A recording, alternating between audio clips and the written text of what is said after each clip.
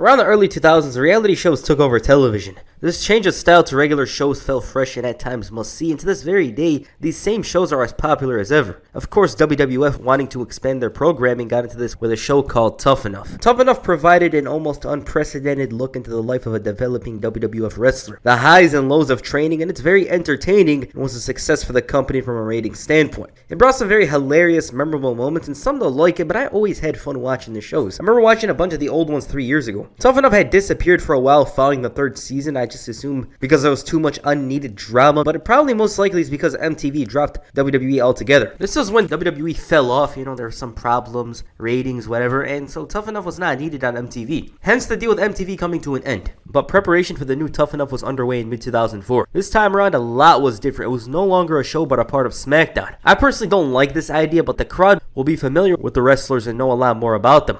So it's understandable, but man, it was cool to see Triple H or Hardcore Holly visit and make some drama. With that said, the Tough Enough tryouts were held in Venice Beach, California. Contestants sent in tapes, thousands of tapes from around the world, but only 50 made it to Venice. Early on, you understood that this was going to be a grueling challenge. There was this large obstacle course in sand, and you guys know, running in sand is almost like running in your dream. This separated the athletes from the super athletes. Some guys backed off because of how much these challenges were taken from them, and Brian Danovich, a contestant, showed probably the most heart and passion in Tough Enough. He went through obstacles, ran in the sand, all with a bruised arm, and he was injured and it severely limited his performances, but he fought through. It was charming to see his passion, and you know how badly he wanted it, and the terms walk the walk and talk the talk, and easier said than done, are not applicable here. He did everything they asked, and then some. But he was eliminated due to injury. Brian, however, didn't go home empty-handed, as they gave him a developmental contract for OVW. Unfortunately, he was stuck with injuries and they released him. The final 8 were definitely going to be different to the original as well. Brian Danovich looked very likely, but in addition, there was this guy, Marty Wright. I'm sure you guys are familiar with him. He excelled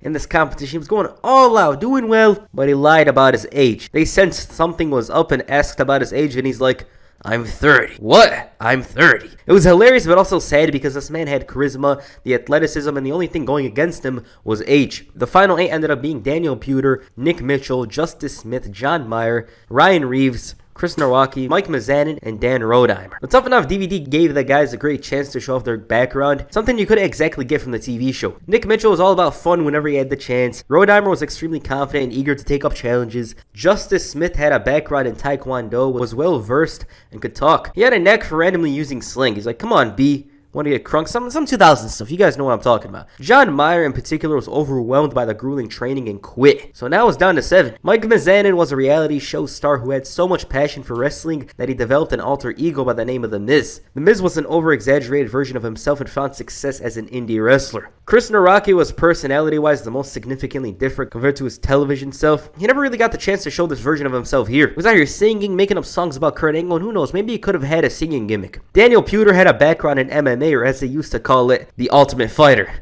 He wasn't the best talker but could get around, and Ryan Reeves loves food. Simple as that. He was a bodybuilder, but his character in general felt goofy on the show. Of course, when all these guys appeared on SmackDown, drama unfolded. Al Snow placed them in an awkward situation with the locker room at first. Big Show was very hostile. He refused to allow them to do whatever they wanted and kicked them out. It was one of those, oh, you didn't pay your dues type thing. They then went out to the ring, and Al Snow told the fans that they get the chance to vote for the contestants, and it was time for the first challenge. The Tough Enough boys had to tell Big Show what they think of him. Nowacki had an odd promo about how Big Show won't put him in his place after he wins the competition. The Miz made the mistake of calling Omaha, Oklahoma, and he was talking like he had all the time in the world. Ryan Reeves, according to himself in the DVD, was eager not to disrespect Big Show. Rodheimer was calm in his approach to piss off the Big Show. Nick Mitchell just asked if he could do these things and then said that he didn't know they stacked crap that high. And then Justice Smith was being annoying, shouting, Big Show. Daniel Puder was probably the most detailed and aggressive in his approach, and these promos in general weren't out of this world, but they certainly pissed off the Big Show. At this point, they had to stand their ground, but it wasn't an easy job. Big Show told them that they had to take body slams, and these body slams looked rough and stiff. They couldn't sell them well due to the inexperience. Nick Mitchell at one point even took a slap, and the guys, they just weren't selling it well. They weren't experienced. Big Show, it was basically like fighting NPCs. He could do whatever the hell he wanted, and it was a rough night for those guys.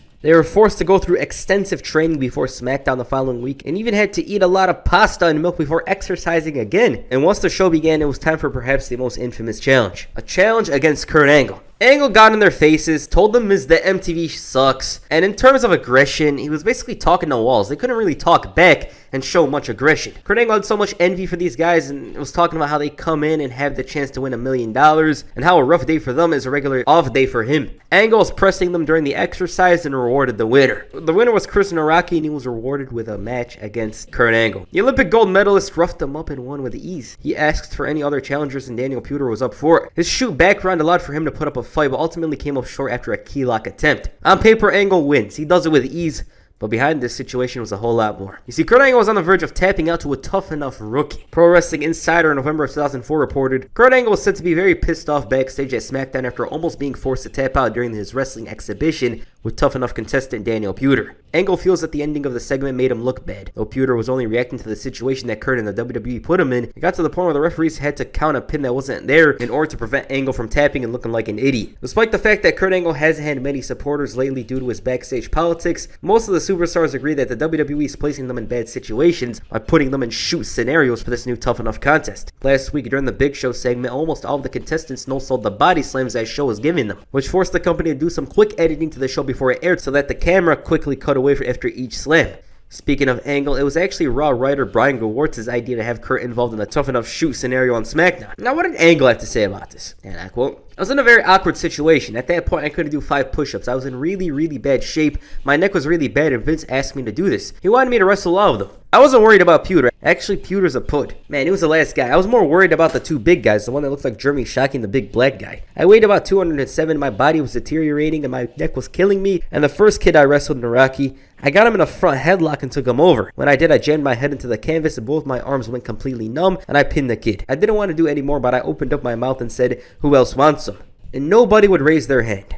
Now, Puder starts cranking. The whole thing was, it wasn't supposed to be an ultimate fighting contest. It was a wrestling match, but there was supposed to be a submission. He was a moron. He put his back on the mat, and it wasn't supposed to be a 1, 2, 3 count, but it was only supposed to be a 1 count. Puder, on the other hand, sees it a bit different. Here's the thing. People have grudges. It's a reflection of insight. At the end of the day, I don't hate anybody. Did I make an opportunity for what was given? Sure. Did I follow the rules? Yes. Did they say no striking? Yes. You can listen to the refs interview, Jimmy Cordera. You can listen to Al Snow's interview. If anybody's real enough and authentic, they're going to tell you what really happened. And at the end of the day, I've never had a problem with him per se, stated Puder. Besides that, he came up and congratulated me after I won Tough Enough. He knows I put in the work. He knows that everybody saw, even after I won Tough Enough, I was going out and building the ring. I was doing things to be a part of the organization. Some people maybe didn't like me in the position, but at the end of the day, the people in my life know that they can depend on me. And the people that doubt things like that, maybe they don't depend on themselves. Puder eventually spoke badly about Angle in other interviews later on, and he also revealed that there was discussions for a fight between the two. Kurt Angle also spoke about this a bit, and I don't want to fill this video with interviews, but long story short, Angle had talks with Dana White. He wanted him to fight Puder, but not much came out of it, and Puder makes fun of Angle, saying it doesn't have a chance of passing the drug tests. And with that said, the competition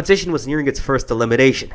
Fans voted, and Nick Mitchell was gone. Him being eliminated with his cheeks out was something. And on his birthday, not to mention, there was also doubts over Chris Naraki's status after he hurt his ribs in the whole battle with Kurt Angle. But now only 6 remained. A Tori Wilson sexy test was made, but Don Marie and Tori Wilson weren't part of the challenge. It was these two. Now these guys took this as an opportunity. It's tough enough, so they went all out. Surprisingly, Daniel Puder won, and his reward was the same thing. Now I think we're all asking the question, how and why is this tough enough? So it probably has to do with following orders. Shining in a bizarre situation as well, because I guess it shows you're reliable. With that said, Chris Naraki was the next contestant eliminated. He had a lot going against him already with the ribs. As for the others, they had to capture the flag against the Basham brothers. Mizanin failed miserably. I mean, what do you expect? They cornered him like dogs. Ryan Reeves showed a lot of strength and power, and the fans were fully behind him, and he was very close, but the Bashams pulled him to the very limit. Dan Rodheimer had a different approach and forced the Bashams to do things differently. It was very close. Justice Smith made it a bit easier for the duo, and Daniel Puder was by far the closest on 2 occasions. This was all showing whether or not you're tough enough, and in addition trying to win extra votes from the fans. And if this wasn't enough to win it, they had another chance to do it with a promo later that night asking for votes. The Miz showed a lot of passion, saying he wrestled in the indies while the others were pursuing MMA, acting. While he just wanted to be a wrestler. Ryan Reeves promised to do whatever it takes to get back to the ring and even said that he hoped the fans would chant his name, which they did. Rodheimer showed some arrogance.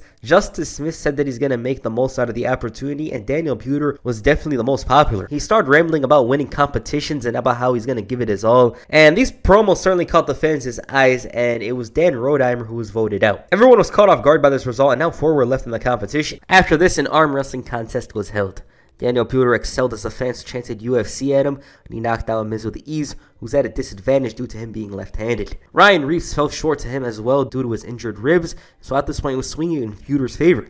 This thing, it was really looking like it was his to lose. And when asked about who they want to vote out, all three men wanted Daniel Puder to be eliminated. Miz in particular claimed Puder was leading the fans on as a UFC fighter. He's like, oh, he's not a UFC fighter. He's just an MMA fighter or something along the lines of that. The other two wanted Puder eliminated most, and when it came down to his turn, he chose Justice Smith because he's the biggest guy. But it didn't matter who these men chose. It came down to the fans, and they chose Ryan Reeves. Yeah, they were going down to developmental. So now, 3 men remain. The 3 remaining men were set to dress as women and convince Hardcore Holly to get with them. He called them the ugliest woman he's ever seen. This guy wanted to be interested. And he tried walking away only for Al Snow to question his toughness. He's like, these men were tough enough to walk in here and dress up like this. What about you? He was convinced to stay and feature in the competition, and man was Hardcore uncomfortable. The whole thing was awkward for him, and at times it seemed like he was hoping they'd touch him so he could smack them. The Miz managed to emerge victorious, and the competition was nearing the business end. What this also meant was there was going to be a big finale. A Dixie dogfight for Armageddon, but first, somebody had to be eliminated. Justice Smith was gone from the competition, and so there was 2. The guys who had the most attention in the beginning due to their backgrounds. Before their fight at Armageddon, they had to do this. Puder won it with ease and had the edge in the voting by the looks of it. As for Armageddon, it was something else. For an underdog, Miz did well. He was very explosive and aggressive early on, and this carried into the following rounds. He managed to evade a KO loss, but fell short to the fan vote here as Daniel Puder was victorious. But this did not determine he's the winner of Tough Enough. That was decided on SmackDown. And to the surprise of nobody, it was Daniel Puder.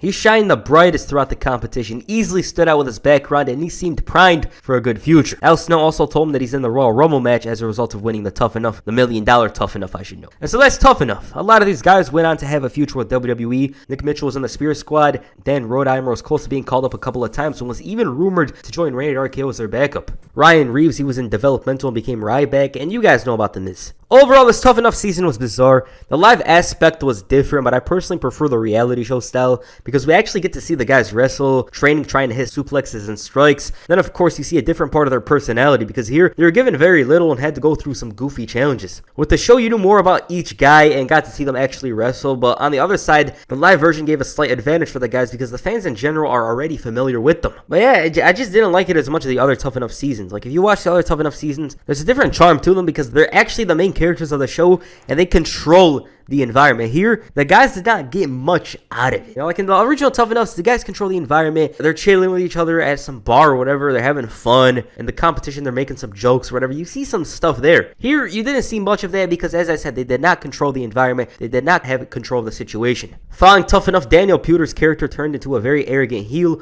who felt that he had paid his due, saying, quote, "I trained for 8 weeks," and he said this to Hardcore Holly of all people. Then he believed Tori Wilson and Jackie Gato were after his money. This all culminated with him getting smacked at the Royal Rumble. It was one of the most deliberate and obvious things that year. He talks the talk, is a rookie, and his opponents in the ring are Hardcore Holly, Eddie Guerrero, and Chris Benoit.